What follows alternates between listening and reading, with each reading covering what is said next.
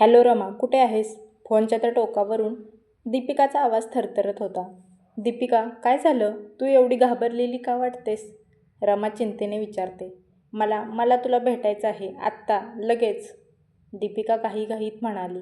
तिचा श्वास जोरात चालू होता. जणू ती कुठून तरी पळत आली होती. अगं शांत हो आधी, काय झालं ते सांग ना. रमा अजूनच बेचैन झाली. क्षणभर शांतता पसरली. फक्त दीपिकाच्या श्वासाचा आवाज ऐकू येत होता. रमा, मला खूप भीती वाटते. तो पुन्हा आला आहे, दीपिकाने कुजबुजत म्हटलं. कोण कोण आला आहे? रमाचा आवाज आता थरथरू लागला. तो ज्याच्यापासून आपण पळत होतो, तोच. आणि फोन अचानक कट झाला. रमाच्या हातातून मोबाईल खाली पडला. तिच्या चेहऱ्यावर भीती स्पष्ट दिसत होती.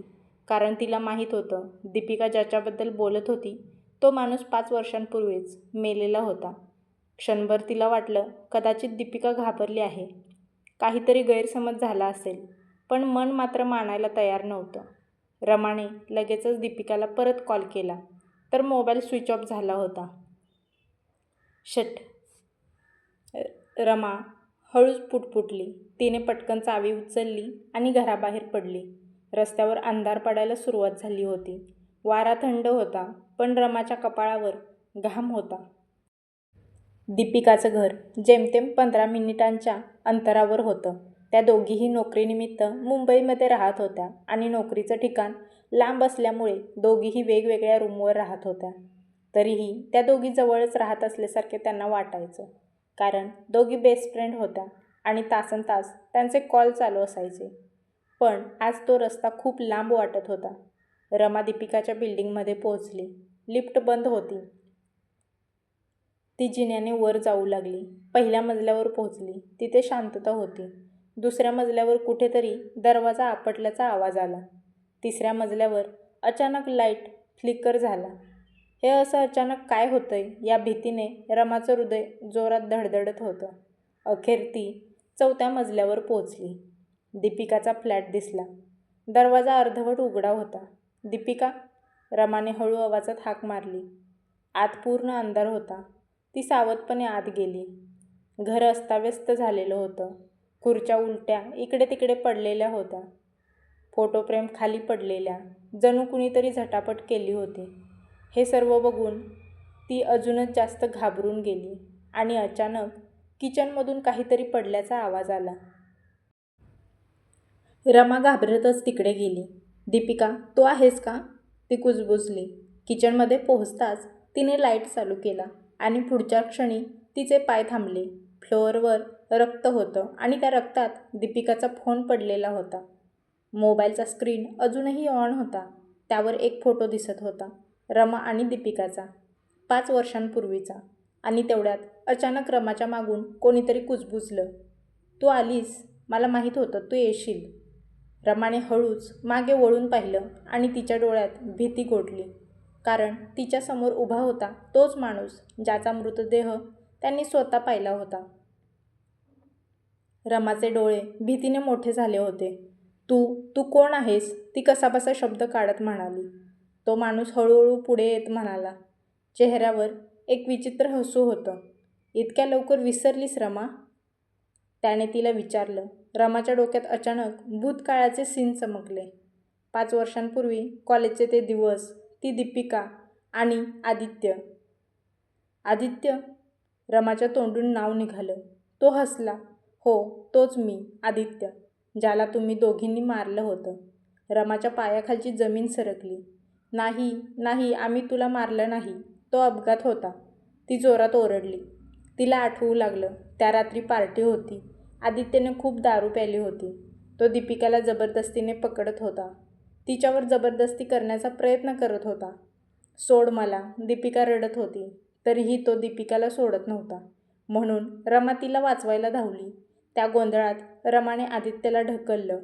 तो आधीच नशेत असल्यामुळे आदित्य मागे गेला आणि त्याचं डोकं जोरात टेबलला लागलं. तो खाली पडला आणि हललाच नाही. तो मेला होता, रमा थरथरत म्हणाली. हो, मेला होता, आदित्य हळू आवाजात म्हणाला. पण तुम्ही काय केलं होतं त्यानंतर आठवतंय? रमाचा श्वास अडखळला. त्या दोघींनी भीतीपोटी पोलिसांना काहीच सांगितलं नाही. त्याऐवजी त्यांनी आदित्यचा मृतदेह लपवला. एका मित्राच्या मदतीने त्यांनी तो मृतदेह एका जुन्या विहिरीत टाकला आणि दुसऱ्या दिवशी सगळ्यांना सांगितलं, आदित्य शहर सोडून गेला आहे. तुम्हाला वाटलं सगळं संपलं? आदित्य हसत म्हणाला, पण मी परत आलोय माझा हिशोब चुकता करायला. रमाच्या डोळ्यात अश्रू आले. दीपिका, ती कुठे आहे? तिने घाबरत विचारलं. आदित्यने हळूच किचनकडे बोट दाखवलं. तिला आधीच भेटलो मी. रमाने किचनमध्ये पाहिलं आणि तिच्या आयुष्यातला सर्वात मोठा धक्का बसला. दीपिका तिथे जिवंत होती, पण पूर्णपणे घाबरलेली, कोपऱ्यात बसलेली. तिच्या कपाळावर एक जखम झाली होती आणि त्यातून रक्त येत होतं. दीपिका तिला पाहताच म्हणाली, रमा, तो माणूस नाही. दीपिका रडत म्हणाली, तो काहीतरी वेगळंच आहे. आदित्यचा आवाज पुन्हा आला, मी जिवंत आहे, मेलेलो नाही. रमा थरथरत उभी होती. दीपिका कोपऱ्यात बसून रडत होती आणि आदित्य त्यांच्यासमोर शांतपणे उभा होता. तू भूत आहेस का? रमा कसाबसा विचारते. आदित्य हलकसा हसला. जर मी भूत असतो तर तुला स्पर्श करू शकलो असतो का? इतक्यात तो पुढे आला आणि रमाच्या हाताला पकडलं. तो स्पर्श पूर्णपणे खरा होता. रमाचा मेंदू गोंधळला. म्हणजे हा खरंच जिवंत आहे. पण पुढच्या क्षणी आदित्यने एक गोष्ट सांगितली. त्या रात्री मी मेलो नव्हतो. दोघींचे डोळे मोठे झाले. तुम्ही मला विहिरीत टाकलं तेव्हा मी अजून जिवंत होतो. त्याचा आवाज आता थंड झाला होता. मी ओरडत होतो, मदत मागत होतो, पण तुम्ही दोघींनी ऐकलंच नाही. दीपिका जोरात रडू लागली. नाही नाही, आम्हाला वाटलं तू मेलायस. आम्ही घाबरलो होतो.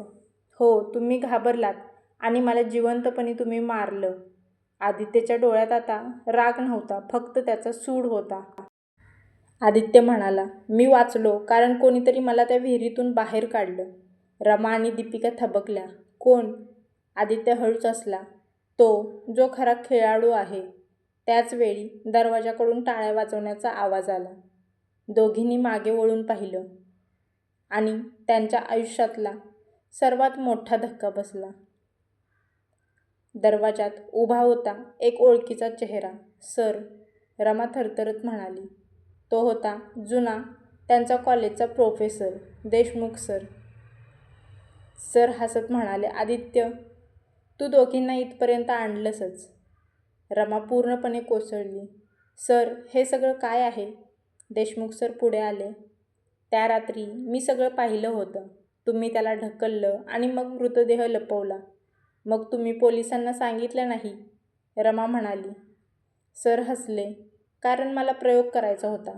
मानवी गिल्ट, भीती आणि अपराध भावना याने माणूस कसा तुटतो हे पाहायचं होतं मला. आदित्य पुढे आला. मी 5 वर्ष वाट पाहत होतो. तुम्हाला आतून तुटताना बघत होतो. दीपिका ओरडली. म्हणजे हे सगळं फोन, भीती, सावल्या, भूत असल्याची भीती निर्माण करणे. मी परत आलोय तुमच्या पापांचा हिशोब घ्यायला. हे ऐकून त्यांना वाटावं की आदित्यचं भूत आले आणि ते घाबरून चूक कबूल करतील. गुपित उघड करण्याची धमकी दिली जात होती. त्या रात्रीचं सत्य सगळ्यांना कळेल. तुम्ही मला मारलं हे मी सगळ्यांसमोर आणीन. यामुळे त्यांना सतत भीती होती. आपण पकडले जाणार का? त्यांना सतत नजर ठेवण्याची फिलिंग येत होती. तू आत्ता कुठे आहेस? मला सगळं दिसतंय. तू पळू शकत नाहीस. असे कॉल्स येत होते. त्यांना वाटत होतं की कुणीतरी त्यांच्यावर 24 तास लक्ष ठेवतोय. जवळच्या लोकांना इजा करण्याची धमकी दिल्याचे फोन येत होते. तुझ्या आयुष्यातील लोक सुरक्षित नाहीत. पुढचा नंबर कोणाचा असेल माहीत आहे ना? यामुळे भीती अजूनच वाढली. हे सगळं प्लॅन करून केलं जात होतं. जेणेकरून त्यांचा मानसिक बॅलन्स बिघडेल. सर हसले. सगळं प्लॅन होतं. तुम्हाला वेड लावण्यासाठी. रमा शांत झाली. तिच्या डोळ्यात आता भीती नव्हती, राग होता. मग आता? ती हळूच म्हणाली. आदित्य जवळ आला. आता शेवट. पण रमाने अचानक हसू सुरू केलं. दीपिका आणि आदित्य दोघेही थबकले. तुम्हाला वाटतं आम्हाला काहीच समजलं नाही? तुम्हाला वाटतं आम्हाला काहीच समजलं नाही? तुमचा गेम आधीच आम्ही ओळखला होता. आणि तेवढ्यात पुन्हा दरवाजा उघडला. पोलीस आतमध्ये आले. आदित्य आणि सर दोघेही स्तब्ध झाले. तुम्ही आम्हाला 5 वर्ष त्रास दिला, रमा म्हणाली. पण आज सगळं रेकॉर्ड झालं आहे.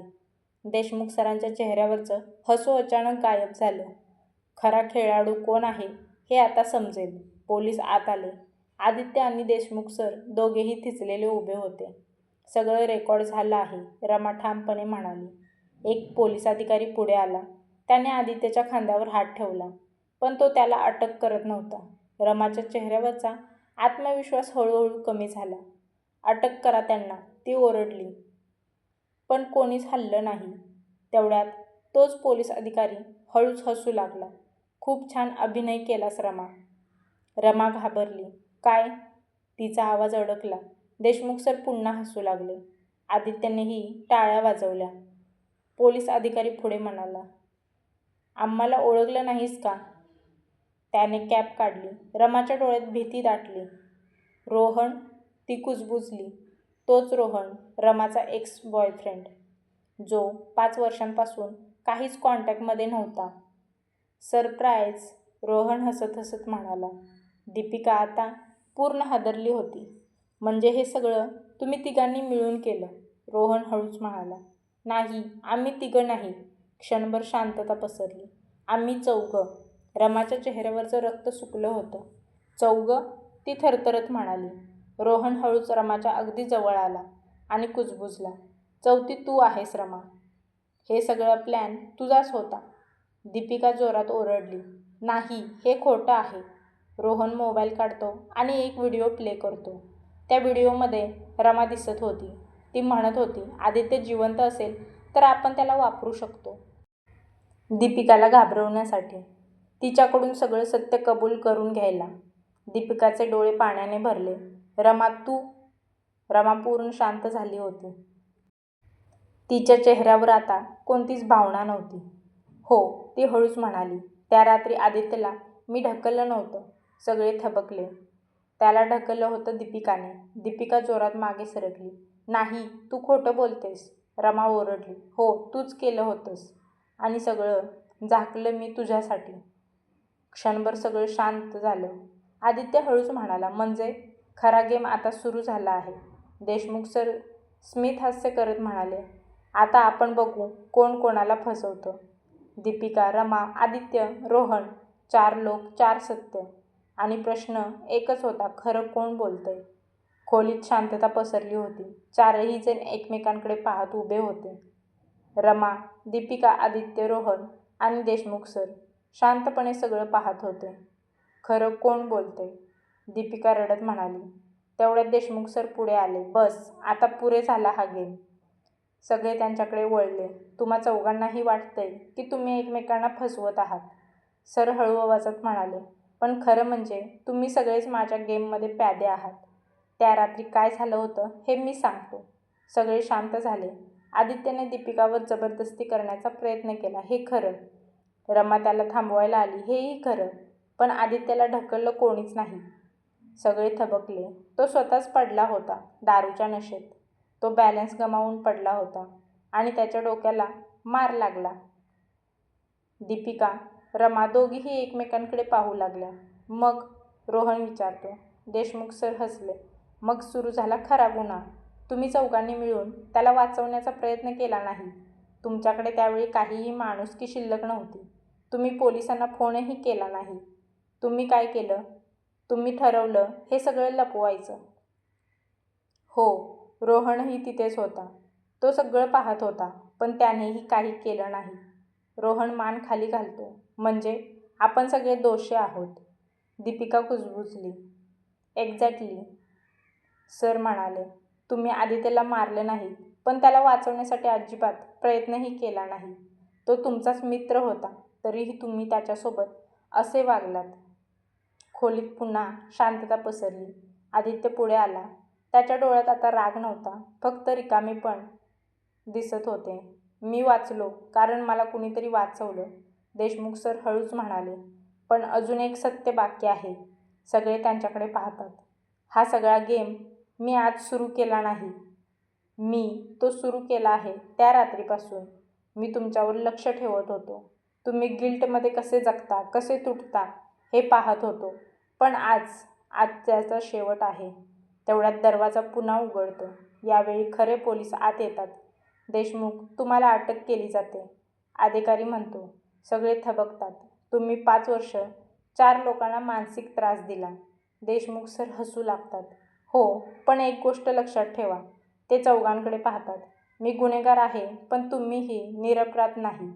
रमा, दीपिका, रोहन तिघेही शांत उभे असतात. आदित्य हळूच म्हणतो. काही गुन्हे कोर्टात सिद्ध होत नाहीत. ते आयुष्यभर आतून जळत राहतात. त्या सगळ्या कॉल्स, मेसेज आणि सावल्यांमागे एकच उद्देश होता. त्यांना मानसिकरित्या तोडणं आणि त्यांचा बदला घेणं.